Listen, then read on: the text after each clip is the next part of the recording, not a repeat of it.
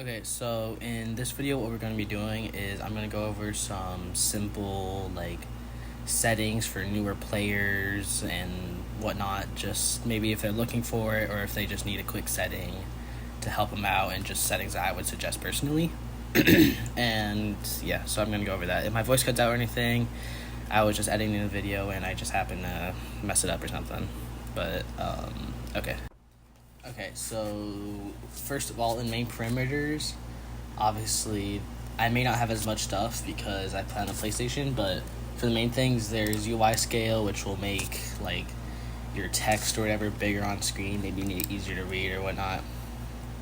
And this is a pretty big setting right here that I'd pretty much do.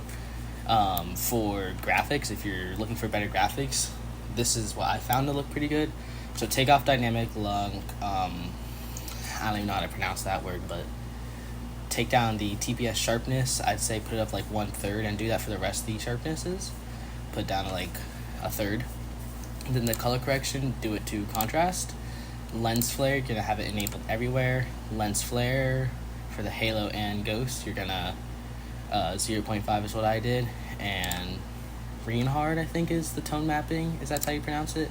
And then the inverted white, I'd do it to like 0.6, 0.5, somewhere around there, and don't turn on film grain, keep that off. And that's what I found as pretty good settings for the looks of it.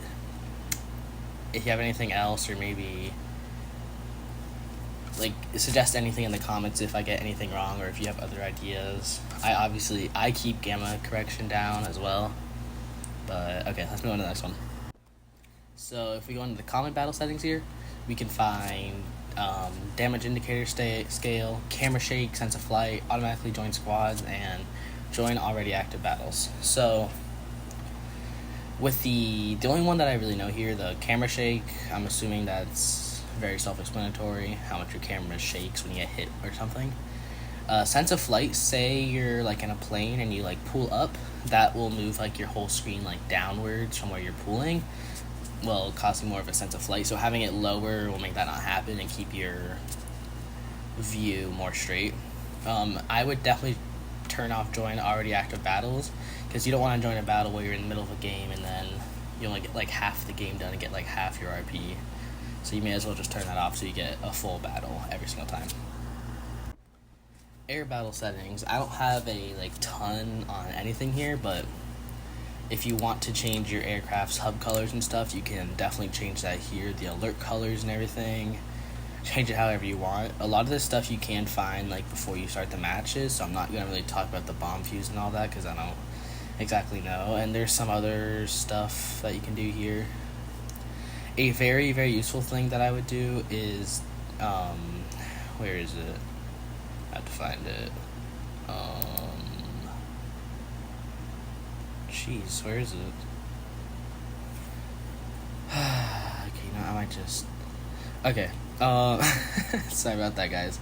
But right here, you can find the use rectangular radar indicator, which I find this extremely useful. I feel like you can really see the radar more, and maybe if you're learning how to use radar missiles and whatnot in game and stuff from maybe other YouTubers and stuff, I think this really would help visualize things a lot better, but all up to you. That's just something I would recommend. And you can also change your crosshair here and whatever else you need to. I am skipping helicopter battles just because I don't really know much there. All I know is that you can change the hub colors and everything. So for ground vehicle settings, you can change your sights here, right? And if you're on PC, there are some sites that you can download from warthunder Live, but for me, I just have whatever is here. But you can change things and change how the colors are, or maybe some other special things, and you can test these out on different terrains and maybe thermal and night vision. So that's a cool thing you can do there. A thing that I would definitely take off grass and tank sight. When you have this on, it causes the grass to be in your tank sight. So say you're trying to shoot over a hill, you won't be able to see them as well as if you had the grass and tank sight off, which is what I would do. And definitely don't have camera from tank gunner sight unless you really want to make yourself more realistic and more immersed into the game, then maybe turn it on if you'd like. Another thing is with the hit indicator radius, you can have this however you want really, but they kind of nerfed this a lot, so I'm not really sure how good it'd be now.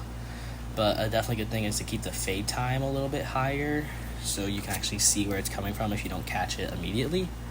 So that is definitely a very good idea. But again, this is all up to you guys on what you want to do. So yeah. A lot of these sections I am obviously going to skip because some of these are extremely self-explanatory, and I'm definitely not doing naval battles because I don't know a lot of people who actually play naval, and I definitely don't play it, so I know nothing about any of this stuff.